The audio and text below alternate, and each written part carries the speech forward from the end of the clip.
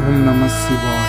அம்பலத்தை அம்பு கொண்டு அசங்கென்றால் அசங்குமோ, அம்பமற்ற பார்க்கடல் கலங்கென்றால் கலங்குமோ, இன்பமற்ற யோகியை இருளும் வந்து அணுகுமோ, செம்பொன்னம்பலத்துளே தெளிந்ததே சிவாயமே.